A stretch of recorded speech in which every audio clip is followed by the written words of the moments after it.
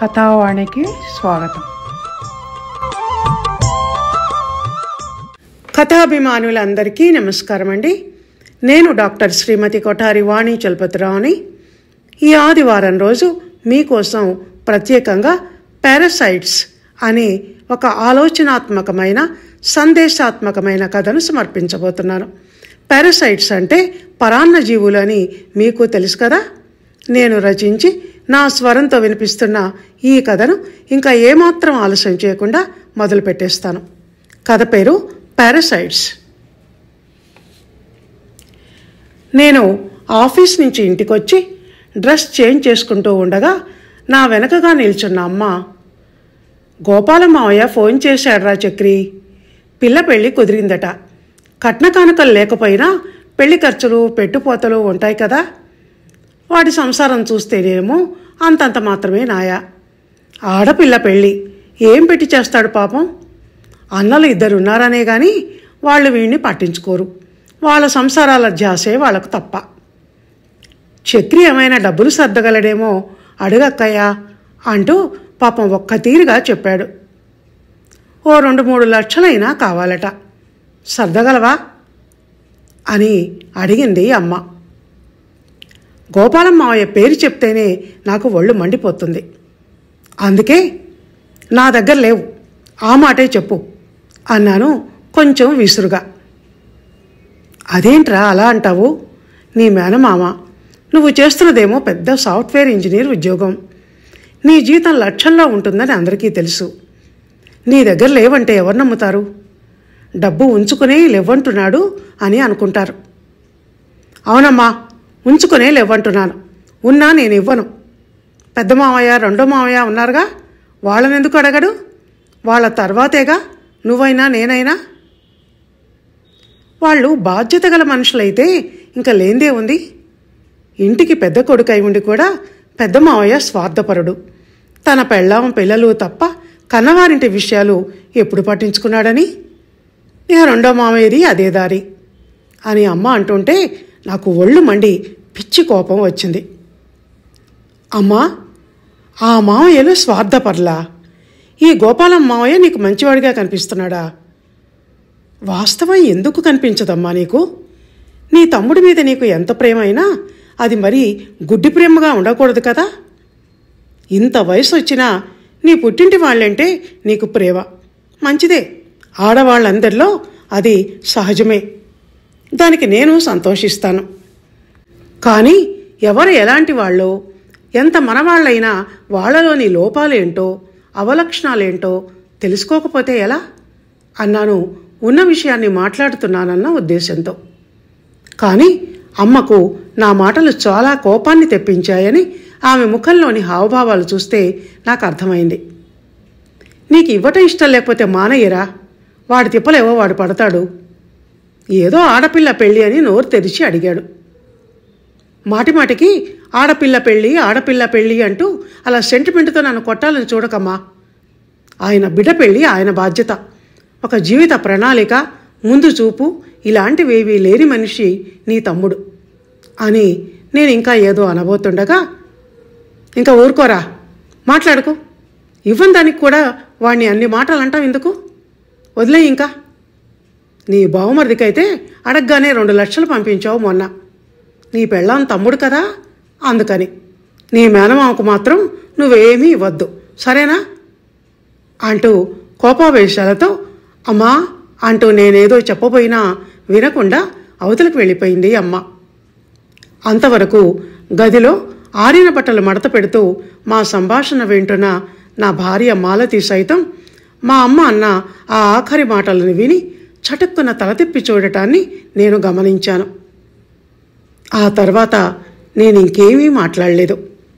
దాంతో మా ఇంట్లో నిశ్శబ్దం చోటు చేసుకుంది చాలాసేపటి వరకు. టీపాయ్ మీద కాళ్ళు పెట్టుకొని సోఫాలో వెనక్కి వాలి కూర్చున్న నా మనసును ఏవేవో ఆలోచనలు చుట్టుముట్టి మరేవేవో దృశ్యాలు కళ్ళ ముందు కదలాడసాగాయి.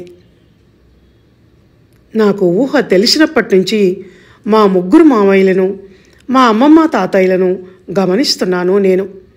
పల్లెటూరులో పెద్ద పెంకుటిల్లు, సుక్షేత్రమైన పంట భూమి, గొడ్డు గోద, వ్యవసాయం, పుష్కలంగా పాడి ఉన్న సంసారం అది. చిన్నప్పుడు మా అమ్మ వెంట మా అమ్మమ్మ గారి ఊరికి వెళ్ళటం అంటే నాకు భలే సరదాగా ఉండేది. మా అమ్మకు చిన్నప్పుడే పెళ్లి చేశారట మా అమ్మమ్మ తాతయ్యలు. అమ్మమ్మ గారి ఊరికి వెళ్ళినప్పుడు పెద్ద మావయ్య చేతి వేలు పట్టుకొని ఆయన వెంట పొలానికి వెళ్ళటం అంటే నాకు భలే సరదాగా ఉండేది. రెండో మామయ్యేమో సైకిల్ మీద నన్ను ఎక్కించుకొని చక్కర్లు కొట్టించేవాడు. ఆయన రోజు సైకిల్ వేసుకొని పక్కనున్న టౌన్కు వెళ్ళి హై స్కూల్లో చదువుకునేవాడు. పెద్ద మామయ్య సైతం ఇంట్లో వ్యవసాయం పనులకు చేదోడు వాదోడుగా ఉంటూనే ఊళ్ళో ఉన్న బడిలో చదువు అయిపోయాక ప్రైవేటుగా ఏవేవో పరీక్షలకు కట్టి చదువుతుండేవాడు. నిన్ను వ్యవసాయదారుడిగా చేయాలనుకుంటే నీకు చదువెందుకురా అని తాతయ్య ఒకసారి అనటం, దానికి సమాధానంగా మామయ్య, వ్యవసాయం కూడా ఒక చదువే కదా నాన్న, దానికి సంబంధించిన పుస్తకాలే చదువుతున్నాను అని అనటం నాకు ఇప్పటికీ గుర్తుంది. పెద్ద మావయ్య ఒక్క నిమిషం కూడా ఖాళీగా కూర్చునేవాడు కాదు. ఎప్పుడు ఏదో ఒక పని చేస్తూనే ఉండేవాడు. ఆ పని, ఈ పని, చిన్న పని, పెద్ద పని అని తేడా లేకుండా సమస్తం. పశువులకు మేత వేయటం, వాటి కోసం తాళ్లు పేనటం, పంట ఇంటికి వచ్చే సమయంలో జీతగాళ్ల వెంట పొలానికి వెళ్ళటం, ఇలా. రెండో మావయ్యకు ఎప్పుడూ చదువు జాసే. పుస్తకాలు ముందేసుకొని కూర్చునేవాడు. ఆ తర్వాత సిటీలో హాస్టల్లో ఉండి ఎంఎస్సి, పిహెచ్డి వంటి పెద్ద చదువులు చదువుకున్నాడు. ఇక అందరికన్నా చిన్నవాడైన గోపాలం మావయ్యది నా రూటే సపరేటు అన్నట్టు ఉండేది. బద్ధకం ముందు పుట్టి ఆయన తర్వాత పుట్టాడు అన్నట్టు ఎండెక్కేదాకా పక్క మీద నుంచి లేచేవాడు కాదు. బడికి పంపిస్తే చదువు అబ్బకపోవటం, అమ్మమ్మ అతి ప్రేమ అతి గారాబలతో కూరి పెట్టడం వల్ల తిండి జాస ఎక్కువైపోవటం వంటి అవలక్షణాలన్నీ ఆయన్ని తగులుకున్నాయి. ఒక్క పెద్ద మామయ్య తప్ప చిన్న మామయ్యను ఎవ్వరూ ఏమీ అనేవాళ్లు కాదు.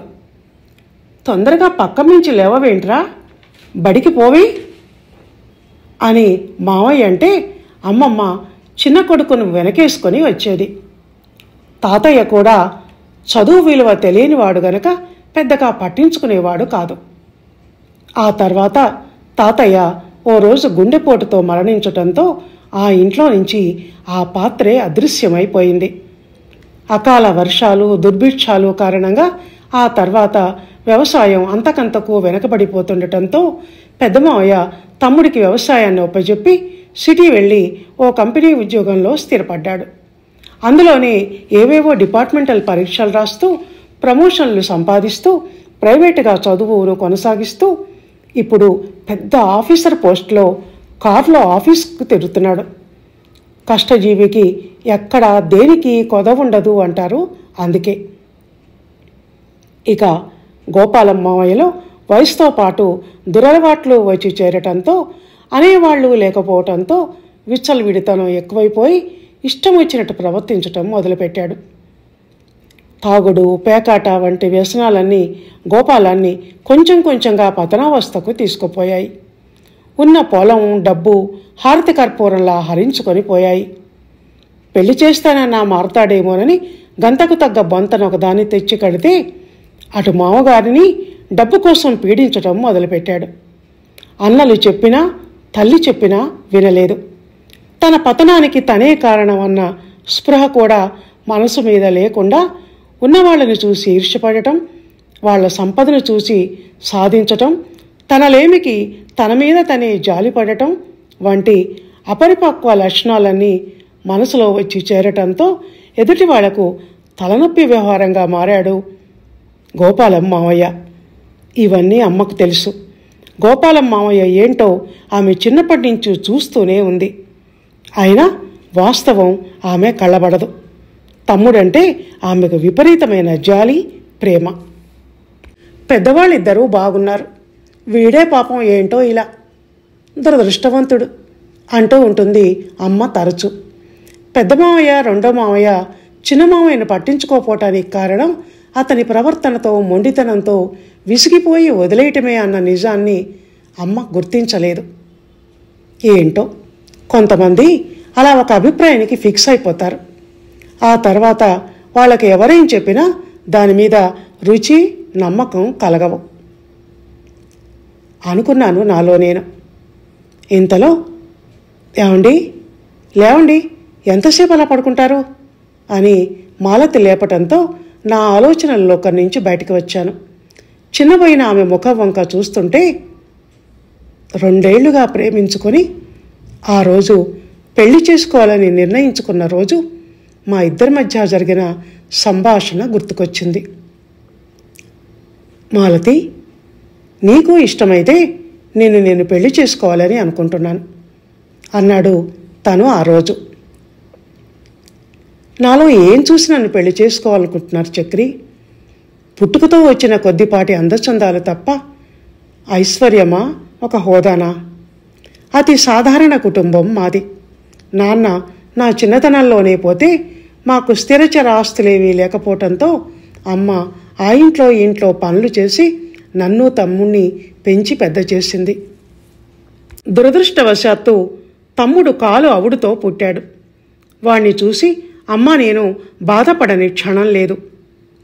నేను పెళ్ళిడికి వస్తున్నానని, పెళ్లి ఖర్చులకైనా డబ్బు ఉండాలని అమ్మ తన రెక్కల కష్టంలో నుంచే నెలకింత అన్ని తీసి పక్కకు పెట్టి దాస్తున్నా అవి ఇంతవరకు పట్టుమని 10,000 కూడా కాలేదు. ఊళ్ళో ఎప్పుడో తాతగారు కట్టించిన ఒక పాత పెంకుటిల్లు తప్ప ఏ ఆధారం లేనివాళ్ళం. పెళ్ళంటే స్టేటస్లో ఇరుపక్షాలు సమవుజ్జిగా ఉంటేనే గొడవలేవీ రాకుండా బాగుంటుంది అంటారు పెద్దలు అంది మాలతి. దాంతో మాలతి భుజం మీద చెయ్యి వేస్తూ, ఇదేనా మాలతి నువ్వు నన్ను అర్థం చేసుకుంది? నేను డబ్బు మనిషిలా కనిపిస్తున్నానా నీకు? ప్రేమకు పేద గొప్ప అన్న భేదభావాలు అడ్డమొస్తాయని నువ్వు ఎందుకు అనుకుంటున్నావు? నీ అందం నన్ను ఆకర్షిస్తే ఆణిముత్యం లాంటి నీ మంచి మనసు, పరిస్థితులకు అనుగుణంగా ఒదిగిపోయే నీ స్వభావం నాకు నచ్చాయి. మన ఇద్దరి మనసులు ఏకమవటానికి కారణం అదే కదూ. ఈ విషయం నీ మనసును అడిగి చూడు, నిజమో కాదో చెప్తుంది అని నేను అనగానే మాలతి నిజమే అన్నట్టుగా సిగ్గుతో తల వంచుకొని మౌనంగా ఉండిపోయింది, అంగీకారాన్ని అలా తెలుపుతూ. ఆ దృశ్యాలన్నీ కళ్ళ ముందు ఊహించుకుంటున్న నేను ఉన్నట్టుండి ఎవరో కుదిపినట్టయి ఈ లోకంలోకి వచ్చాను. నా భుజం మీద నా భార్య మాలతి చెయ్యి ఉండటం గమనించి సున్నితంగా ఆ చేతిని నా చేతితో స్పర్శించాను ప్రేమపూర్వకంగా.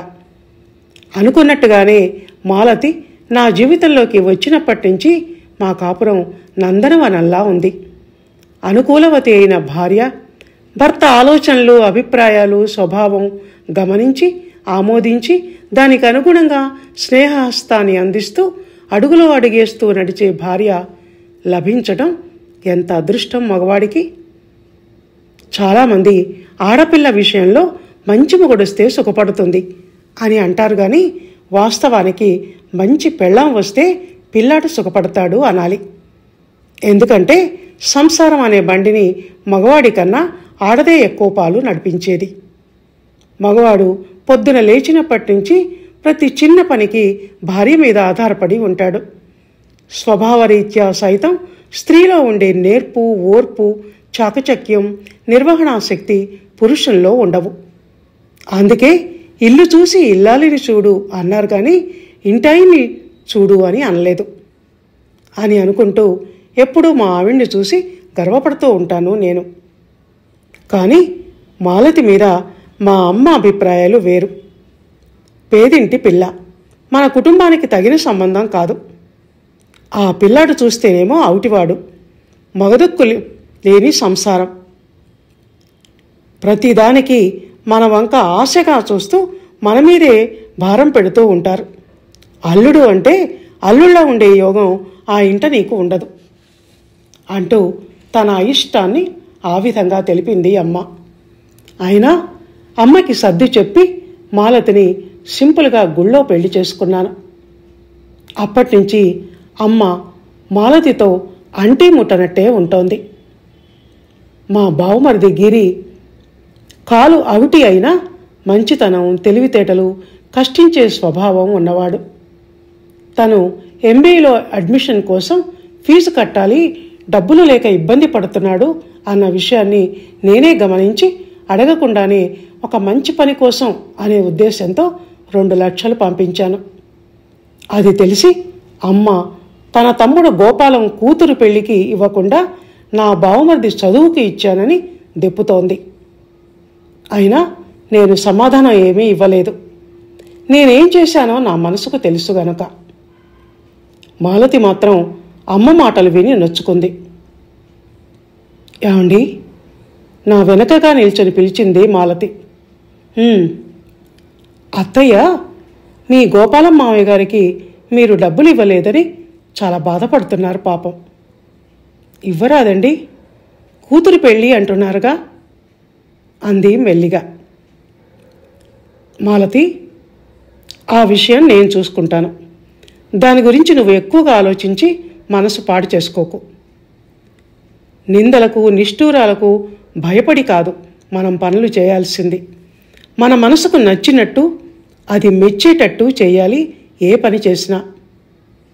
సరేనా అంటూ చిరునవ్వుతో తన వంక చూసి ల్యాప్టాప్ తెచ్చుకోవటానికని ముందు గదిలోకి వెళ్ళాను నేను. ఆ రోజు ఆదివారం.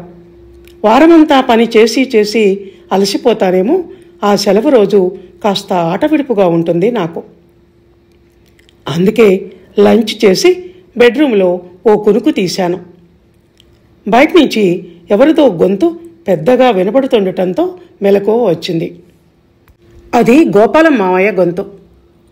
లోకం ఎలా తయారైందంటే అక్కయ్య, స్వార్థపరుల పుట్టలా తయారైంది. మనుషుల్లో మానవత్వం అనేది చచ్చిపోయింది. ఆడపిల్ల పెళ్లి చేసుకుంటూ ఖర్చులకు డబ్బులు తక్కువ పడుతున్నాయి ఇవ్వమని ఎంతమందికి ఫోన్లు చేశానో. ఒక్కళ్ళు ఇవ్వలేదు, అంతా ముఖం చాటేశారు. ఆఖరికి అన్నయ్యలిద్దరు కూడా తోడబుట్టిన వాడన్న రక్త సంబంధాన్ని కూడా మర్చిపోయారు అంటూ అమ్మతో చెప్పుకుంటూ పోతున్నాడు మావయ్య పెద్ద గొంతుతో. దానికి సమాధానంగా అమ్మ అంటోంది, అందులో మీ మేనల్లుడు కూడా ఒకడుగా. నేనేం చేయను, అడగటం మాత్రం అడిగాను. ఇలా మావయ్య డబ్బులు అడిగాడురా అని. వాడి మనసులో ఏముందో ఏమో కానీ నా మాటను పెడచి వినపెట్టాడు అని. అమ్మ మాటలు చాలా అపరిపక్వంగా ఉండటంతో నాకు నచ్చలేదు. దానికన్నా మొదటి నుంచి నీ బాధ్యతారాహిత్యమే దీనికి కారణం రా. పెళ్లి కావలసిన పిల్ల ఇంట్లో ఉన్నప్పుడు 4 డబ్బులు వెనకేసుకోవాలన్న ఆలోచన నీకు ఉండద్దా? మనుషులన్నాక రేపు రోగాలు రొస్టులు ఏవైనా రావచ్చు. నీ జీవితం నీ బాధ్యత, నీ కుటుంబ పోషణ దాని భద్రత నీ బాధ్యత. చదువుకోవలసిన వయసులో చదువుకోకుండా బలాదురు తిరుగుళ్ళు తిరిగావు. శ్రమించి 4 డబ్బులు సంపాదించాల్సిన వయసులో దుర్వ్యసనాలు అలవర్చుకున్నావు. సంపాదన లేకపోయినా చెడు వ్యసనాలకు అలవాటు పడి నాన్న సంపాదించి ఇచ్చిపోయిన ఆస్తులను హారతి కర్పూరంలా కరిగించేశావు. ఇన్ని చేసి నువ్వేం చేసింది నీకు తెలియనట్టు వేరే వాళ్ళ మీద నిందలేస్తున్నావు. కనీసం నీ తప్పులను నువ్వు తెలుసుకునే జ్ఞానం కూడా లేదు నీకు. ఎవరిస్తారా నీకు డబ్బులు? ఎందుకు ఇవ్వాలి అసలు అని అమ్మ వయసులో పెద్దదైన అతని అక్కగా 4 చివాట్లు పెట్టి ఉంటే మావయ్య మాటలకు తగిన సమాధానం చెప్పినట్టు ఉండేది. అలా ఎవరూ ఆయన సంకుచితపు ఆలోచనలను ఆయనకు విప్పి చెప్పేవాళ్లు లేకే చిన్నమావయ్య మరీ అలా రెచ్చిపోతున్నాడు అనుకున్నాను నాలో నేను. ఏ మనిషి అయినా ఉండాల్సిన తీరుగా ఉండకపోతే నాకు పిచ్చి కోపం వస్తుంది. నాలో అసహనం కట్టలు తెంచుకుంటుంది. కనీసం అలా తను ఉండటం లేదన్న ఇంగితం విచక్షణ కూడా లేకుండా తన చేతగానితనాన్ని కప్పిపుచ్చి ఎదుటి వాళ్లను విమర్శించే మావయ్య లాంటి వాళ్ళంటే మరింత మండుతుంది నాకు. తప్పును ఒప్పుకునే వాళ్ళ మీదనన్నా కొంతైనా జాలి చూపించవచ్చేమో కానీ ఇలాంటి వాళ్లను అస్సలు కాదు. మావయ్య లాంటి సోమరిపోతుల కన్నా నెత్తిన మట్టి తట్టలు మోస్తూ కూలీనాలీ చేసుకొని 10 పరకా సంపాదించుకునే వాళ్ళంటే గౌరవం నాకు అనుకున్నాను నాలో నేను. ఇందాకటి నుంచి మావయ్య బయట మాట్లాడుతున్న మాటలను నా భార్య మాలతి కూడా వింటోందని నాకు తెలుసు. ఆ మాటలు ఆమెను ఎంత బాధిస్తాయో, చెయ్యని నేరానికి పశ్చాత్తాపడేలా చేస్తాయో అది కూడా తెలుసు. అది అంతే. ఒక మనిషి చేసే తప్పిదానికి లభించే దుష్ఫలితం అతనికి ఒక్కరికి మాత్రమే చుట్టుకోదు. కుటుంబ సభ్యులను, చుట్టపక్కలను, ఇరుగు పొరుగును, స్నేహితులను కూడా చుట్టేస్తుంది. ఇంతలో లేడా నీ కొడుకు ఇంట్లో అని మావయ్య అమ్మను అడగటం వినిపించింది.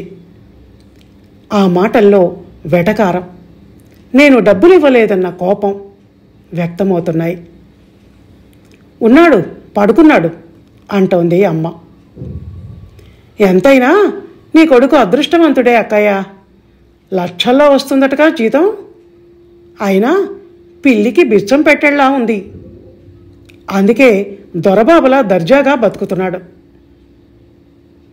ఇంకా ఆ మాటలు వినటం నా వల్ల కాలేదు. ఒక మనిషి దర్జాగా బ్రతకటం వెనుక ఉన్న అతను పడిన వెనకటి కష్టం, పెట్టిన ఖర్చు, స్వయం కృషి ఇవేవీ గుర్తుకు రావు మావయ్య లాంటి సోమరులకు, స్వార్థపరులకు. ఎదుటి వాళ్ళను గురించి ఆలోచించటం చేత కాని వాళ్లకు. ఇంకా చెప్పాలంటే పారాసైట్స్కి. పరాన్న జీవులు అనేవి మొక్కల్లోనూ క్రిమికీటకాదుల్లోనూ కొన్ని ఉంటాయి. చెట్టును ఆధారం చేసుకొని దాని మీద మొలిచి మొక్క, ఒక జీవి శరీరం మీద జీవనం చేస్తూ క్రిమి, ఇలా అవి స్వయంగా ఆహారాన్ని కష్టపడి సంపాదించుకోకుండా అవి సంపాదించుకున్న ఆహారాన్ని ఇవి పీలిస్తూ అలా బతుకుతూ ఉంటాయి. అలాంటి పరాన్న జీవులు, పారాసైట్స్ మొక్కల్లో, క్రిముల్లోనే కాదు మనుషుల్లోనూ ఉంటారనటానికి ఉదాహరణగా గోపాలం మావయ్య ఒక్కడు చాలు. వయసులో పెద్దవాడు కావటంతో ఏమీ అనలేక నాలో నేనే మదన పడుతున్నాను. కానీ కొంతమంది చెడు స్వభావం మనల్ని కూడా ఎంతటి అసహనానికి గురిచేసి మనశ్శాంతి లేకుండా చేస్తుందో కదా అని అనుకున్నాను. ఏమీ చేయలేని నిస్సహాయతతో నాలో నేను. ఎదుటి వాళ్లకే కాదు, ఈ సమాజానికి, ఈ దేశానికి కూడా తలనొప్పి వ్యవహారం లాంటి వాళ్ళు ఇలాంటి మనుషులు అని నాలో నుంచి ఎవరో నా ఆలోచనకు వంతపాడినట్టు అనిపించింది. ఇదండి పారాసైట్స్ కథ. విన్నారు కదా. ఆలోచనాత్మక దృక్పథంతో నేను రాసి వినిపించిన ఈ కథ మిమ్మల్ని ఆలోచింపచేస్తుందని అనుకుంటున్నాను. మనిషిలోని మంచి స్వభావానికి ఉన్న విలువను, అవసరాన్ని ఈ కథ గుర్తించేలా చేస్తోంది అని మీకు అనిపిస్తే ఈ వీడియోని లైక్ చేయండి, షేర్ చేయండి. మీ అభిప్రాయాలను విలువైన కామెంట్స్ ద్వారా తెలియచేయండి. ధన్యవాదాలు.